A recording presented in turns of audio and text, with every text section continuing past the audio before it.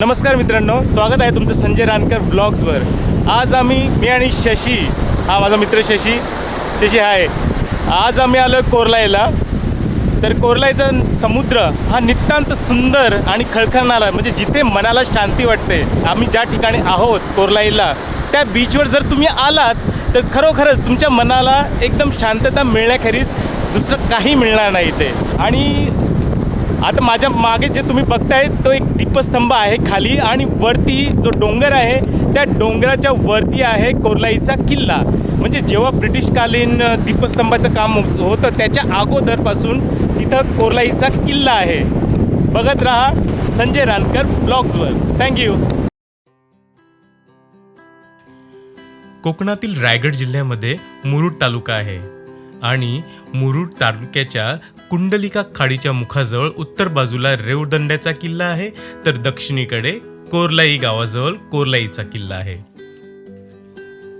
मोक्याच्या जागी असलेल्या या किल्ल्याद्वारे पोर्तुगीजांनी कोरलाईपासून वसईपर्यंतच्या आपल्या प्रांताचे रक्षण केले। कोरलाई गाव हे अलिबाग मुरुड या गाडी रस्त्यावर अलिबाग पासून 22 किलोमीटर अंतरावर आहे। कोरलाईला रोह्याकडूनही येणारा गाडी रस्ता आहे। रोहा ते मुरुड हा गाडी रस्ताही कोरलाई गावाजवळून जातो। निसर्गाच्या सानिध्यात असलेला हा सुंदर असा कोरलाई गाव आणि हा अरबी समुद्राचा किनारा आणि बीचेस खरोखरच बघण्यासारखं आहे। विविध रंगांचे शंख शिंपले बघून स्मिताचा मोह आवरता आला नाही आणि ते वेचण्यास तिने सुरुवात केली। छोटे छोटे सुंदर असे लहान मोठे शंख शिंपले बघून आपण खुश होतो, मन प्रसन्न होऊन जातं। समुद्रातील खडकांवर फेसाळणाऱ्या लाटा बघत बघत आम्ही पुढे जायचं ठरवलं आणि पुढे बघितली आम्ही फॅक्टरी। ती पण कसली, सोडे म्हणजेच कोलंबीचे सोडे असतात ते कसे तयार होतात ते आम्हाला बघायला भेटलं आणि खरोखरच त्यांची काय मेहनत आहे हे बघून आम्ही थक्क झालो। नमस्कार मित्रांनो, आज आपण बघत आहोत की जे सोडे म्हणजे ती कोलंबी असते, ती कोलंबी सोलून तिला सुकवली जाते। ती काय प्रोसेस आहे ती आपण आज बघूया। तर आज आहोत आपण कोरलाईला, आणि कोरलाईचा आपण जो समुद्र किनारा बघतायत त्या समुद्र किनाऱ्यावरच हे असे कट्टे, सिमेंटचे कट्टे बांधलेले आहेत, आणि त्या कट्ट्यांवर तुम्ही बघाल तर खरी त्यांची मेहनत दिसते आपल्याला।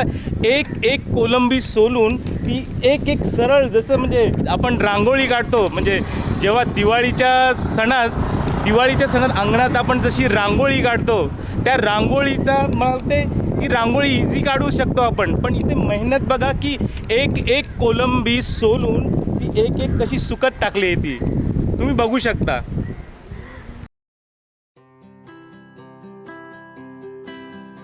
एक कोलंबी सुकवणं आणि ती सुद्धा सरळ रेषेत ठेवून खूप पेशन्स आणि खूप मेहनतीचं काम आहे ते सकाळी 7 वाजल्यापासून सुरुवात होतं ते संध्याकाळपर्यंत। अशी मेहनत असते उन्हात बसून ते एक म्हणजे सूर्याचा वरून तडाखा आणि खाली त्या कॉन्क्रीटवर बसून त्यात कॉन्क्रीटचं तापणं ते सगळं सोसून ह्या कोली बांधवांना ते सोडे सुकवायचे असतात। आणि आपण मित्र हो तिथं भाव करत बसतो की सोडे एवढेच माग कसे, तेवढेच माग कसे, पण खरोखर त्यांची मेहनत बघा कसे एक निवडून ते रचतायत, जशी काय रांगोळीच टाकली आहे त्यांनी। मित्रांनो, ही आपण जी टोपली बघतायत किंवा ही प्लास्टिकची जी बकेट बघतायत, ह्याच्यात त्या ज्या कोलंब्या आहेत सोललेल्या, त्या कोलंब्या सोलून या अशा ज्या बघा तुम्ही एक त्या कोलंब्या सुकवायला टाकतात, म्हणजे ते सोडं। तर त्या जो म्हणजे सकाळपासून तर मला वाटतं त्यांना संध्याकाळ होते ते टाकतात, म्हणजे तिथं पाणी नाही, काही नाही, जेवण नाही, काही नाही, पण ते सोडे सुकत घालायला पाहिजे।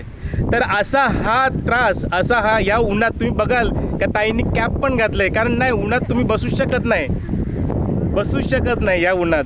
आणि आपण म्हणतोय की हा सोडे एवढे महाग, ताई एवढे कमी करा, तेवढे कमी करा, पण ही मेहनत बघा की या मेहनतीचं मोल ते आहे का? आपण सांगतो की एवढा भाव जास्त लावला आहे, एवढा भाव कमी लावलाय नाही, ही मेहनत आहे.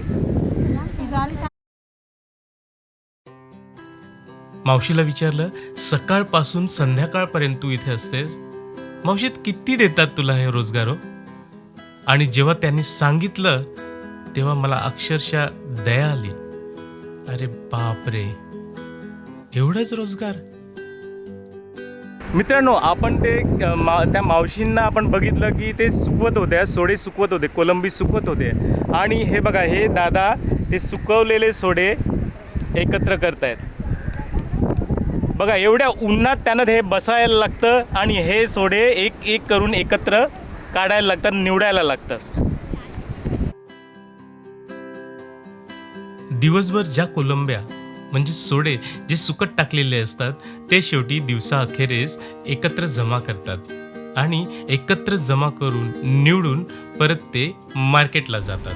हा कालचा आहे ना दादा? मग आता एका दिवसात किती माल निघतो असा तुम्हाला अंदाज केला तर 20-25 किलो निघतो. 20-25 किलो म्हणजे हा सीझन एक एक लावून 20-25 एका दिवसाचा निघतो. आणि दादा म्हणजे हा सीझन कितव्या महिन्यापर्यंत चालतो? हा सीझन म्हणजे आता हा नोव्हेंबर चालू आहे ना? जानेवारी फेब्रुवारीपर्यंत, म्हणजे डिसेंबर पासून कमी होतं मला वाटते ना. हे सोडे म्हणजे जसं थंडी वाढते तसं हे ऊन कमी होत जातं आणि ऊन कमी झालं. मित्रांनो, अशी आहे सोड्यांची फॅक्टरी, म्हणजेच कोलंबी सोडे, सुकवलेली कोलंबीची फॅक्टरी कोरलाई. नंतर आम्ही कोरलाईचा किल्ला बघण्यासाठी गेलो आणि तिथे दीपस्तंभाजवळ जाताच दुरून डोंगर साजरे.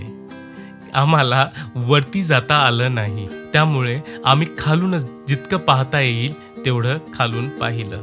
आणि नंतर आम्ही दीपस्तंभाकडे वळलो तर तिथे सुद्धा दीपस्तंभाची डागडुजी चालू होती, त्यामुळे ते पण आमचं बघायचं राहिलं. तर माझा मित्र शशी यांनी वरती किल्ल्यावर फोटोग्राफी केली होती. ती छायाचित्रे तुम्ही बघा, किती सुंदर असा किल्ला आहे. हा किल्ला कोरलाई मोरो कॅसल किंवा कॅसल कोरलेयू, पोर्तुगीज फॉन्टोरलेझा दो मोरो दी चाउल, हा महाराष्ट्रातील रेवदंडाजवळील किल्ला आहे.